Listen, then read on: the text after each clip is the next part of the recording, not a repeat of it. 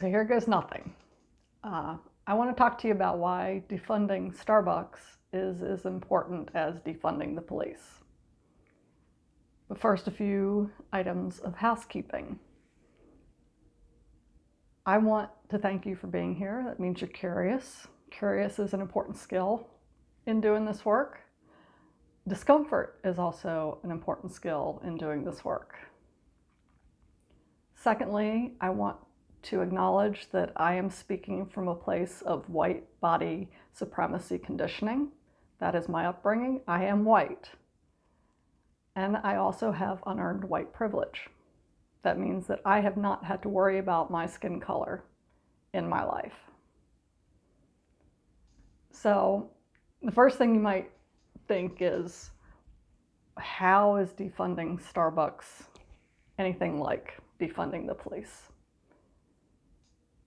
Well, there are three aspects to this, and why I'm using Starbucks as an example is because they have given me a really good metaphor for three different aspects of anti-racism work. They are a institutionalized racist organization. They show a lot of performative allyship. And some of the things that I've seen really highlight white fragility. Now I'm going to talk about all these things. The only editing I intend to do is to maybe chop up this video in smaller pieces. I don't know. This is completely unscripted. I wrote down the three things that I want to highlight. That's as far as I went. I thought a lot about it, but I haven't written a script for it. So the first thing is performative allyship. Starbucks pretty much personifies that. Well, they're not a person, but you know what I mean. You might remember a couple years ago when they had an incident in Philadelphia where several black men were asked to leave the store when they were waiting on another person to arrive. So in response to that, Starbucks says, hey, we're going to do some anti-bias training. They closed all their stores for a day and did this training. Did anything change? I don't know. What changed was me. I used to go to Starbucks every chance I got. And then I was like, well, I can go less. So I went less. On June 6th, Starbucks posted to their social media this long thing about Black Lives Matter and how they were standing up for Black lives. A few days after that, a memo was leaked about how their employees were not allowed to wear Black Lives Matter paraphernalia, pins, shirts, what have you. And it wasn't put in the context of, hey, we have our own branded shirts coming. It was put out there that, hey, this is too political for us. We don't want this in our stores. So you can see right there, at least I can, it's pretty blatantly obvious to me that they were more concerned about people that might be triggered by Black Lives Matter than they were about Black lives. The backlash was pretty swift. Social media blew up with, hey, Starbucks, what the hell?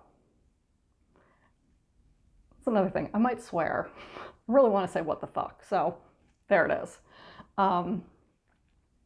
Their stocks plummeted. And you could, the very next day, you got the response. Oh shit, well, hey, we're designing these cool t-shirts with Black Lives Matter with some black businesses and you're gonna have them.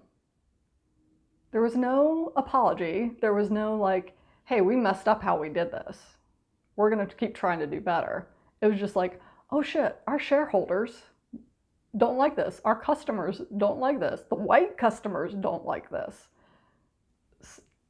There was no possibility of repair.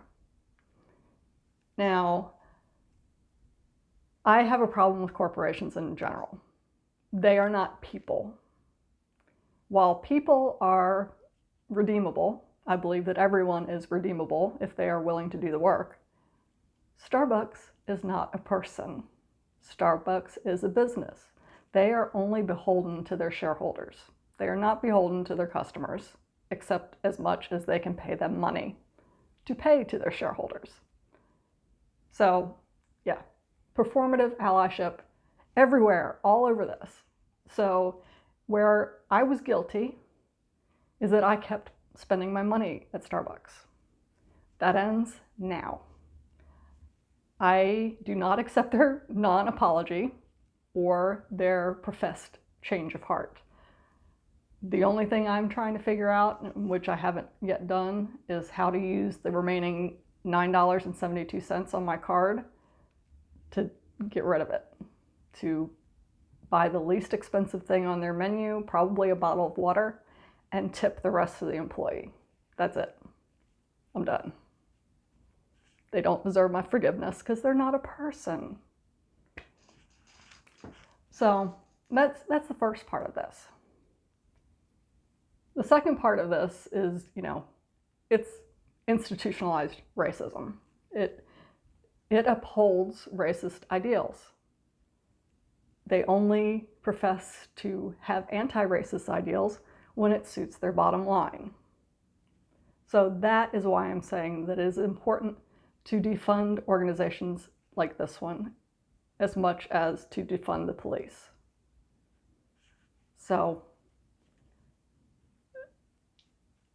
yeah, they're racist. I mean, and it's not even a question. It's pretty blatant to me. I mean, I don't know how to elaborate on that.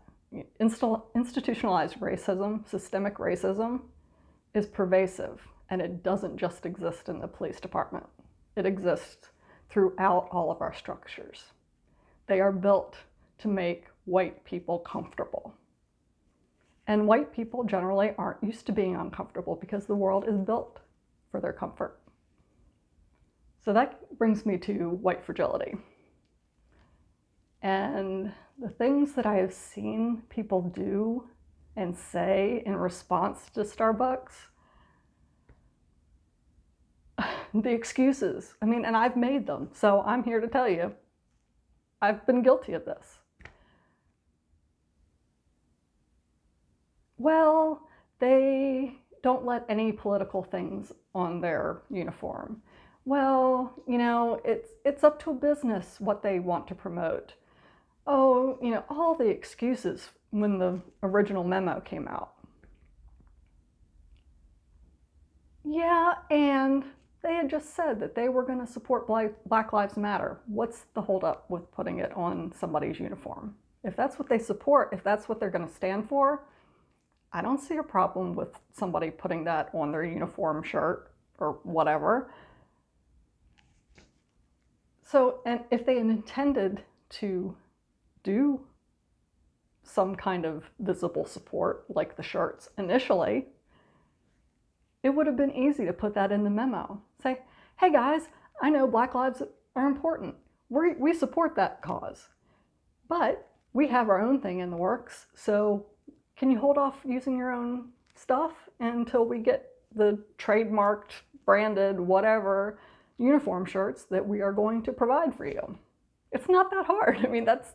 It's not that hard to say that instead of, hey, this is too political, don't do it. The other thing that I see that I was also guilty of is, well, I only buy it 3 times a year. I really love pumpkin spice latte. Yes, I've been guilty of being a basic bitch.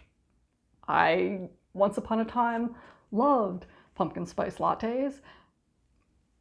Peppermint mocha, another favorite of mine. I like the flavors, whatever, but I can live without that shit. I might enjoy it, but it does not add any value to my life. Black people add value to my life, and I want to stand in solidarity with them. So, Starbucks, I'm not a fan of cancel culture, but for me, you're canceled. Frankly, you're not a person. I don't have a problem canceling you. So I think that's pretty much everything that I had to say about that. I mean, white people do better. Fragility is really visible in this. You see, oh, they made a correction, so all is forgiven. Because if we don't forgive them, it's uncomfortable. If we let them, if we hold them accountable for their performative act, then it's going to make our lives less. That's not true. Get used to being uncomfortable for your values. It's going to be okay, but you have to practice at it. You have to get used to being uncomfortable. This video makes me wildly uncomfortable. I don't like being on camera. I don't like feeling like I'm talking to myself, even though, I'm talking to everybody right now as far as I'm concerned. I don't know how you're going to take this message. I don't know how much blowback I'm going to get, but it needs to be said. So work on your discomfort. Sit with it. Learn what it has to tell you. Really, real talk here.